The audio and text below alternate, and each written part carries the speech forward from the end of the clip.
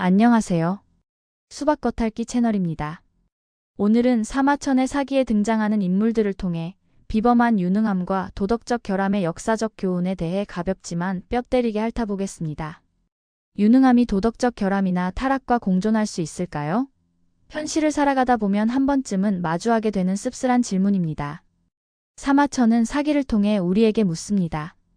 엄청난 재능이 도덕적 잣대 없이 존재하고 심지어 현실에서 매우 효과적일 수 있는가 하고 말이죠.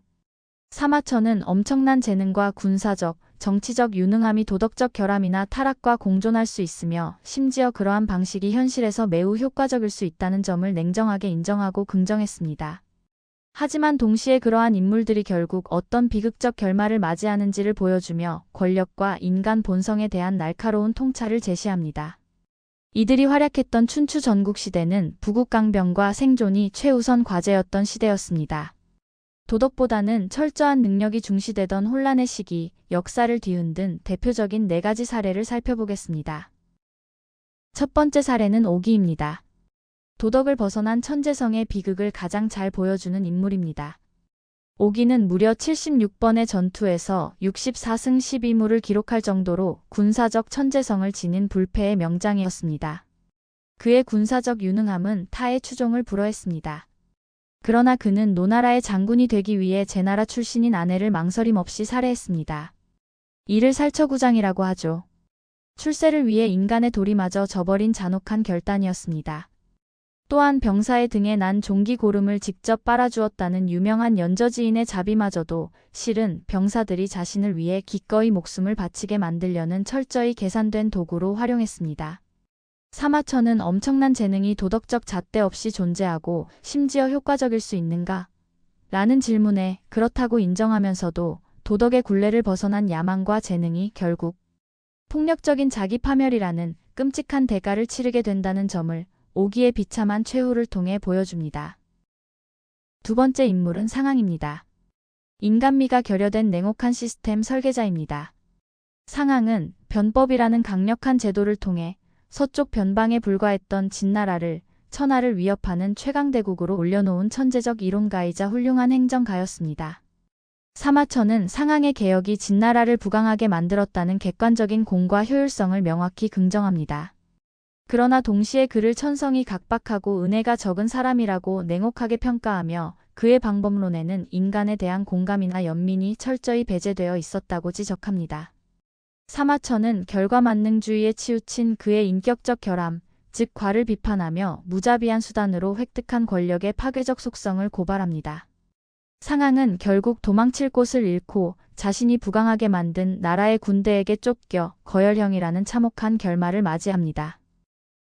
세 번째 사례는 소진과 장의입니다. 권모술수에 능한 기회주의자들입니다. 전국시대의 판도를 쥐고 흔든 종행가 소진과 장의 역시 뛰어난 유능함과 도덕적 결함이 완벽하게 공존한 인물들입니다. 이들은 칼이 아닌 혀로 세상을 움직였습니다. 소진은 육국의 재상을 겸임할 정도의 뛰어난 지략가였으나 특정 국가나 원칙에 대한 충성심 없이 오직 개인의 부귀영달과 야망만을 위해 움직인 기회주의자였습니다. 장의 또한 목적 달성을 위해 기만과 협박, 이간질을 서슴지 않는 철저한 현실주의자였습니다. 사마천은 이들을 나라를 위태롭게 하는 경위지사로 규정하면서도 그들이 한번 성을 내면 제후들이 두려워했고 편안히 있으면 천하가 조용했다며 그들의 비범한 지혜와 압도적인 영향력 자체는 부인하지 않고 명확히 인정했습니다. 마지막 사례는 여부리입니다.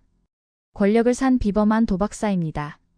여부리는 조나라의 볼모로 잡혀있던 몰락한 왕족 자초, 즉 훗날의 장양왕의 잠재 가치를 꿰뚫어 보고 과감히 투자하여 진나라 최고 권력자인 상국의 자리에까지 오른 비범한 인물입니다.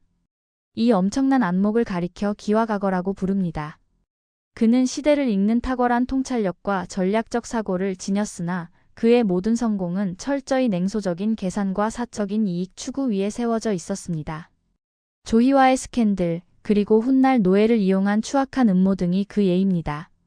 사마천은 여부리의 지적 능력과 권력 획득 과정을 상세히 기록하면서도 철저한 이기심과 속임수로 얻은 권력은 본질적으로 불안정하여 결국 무너질 운명임을 명백히 보여줍니다. 그렇다면 사마천은 이들을 통해 어떤 서늘한 통찰을 전하고 싶었던 것일까요? 결론적으로 사마천은 이들의 압도적인 유능함이 만들어낸 역사적 성과와 효율성을 있는 그대로 인정하고 긍정합니다. 하지만 도덕적 기반이나 인의가 결여된 재능은 결국 살해, 거열형, 자결 등 비극적인 결말을 피할 수 없다는 현실주의적이면서도 냉엄한 역사관을 우리에게 보여줍니다.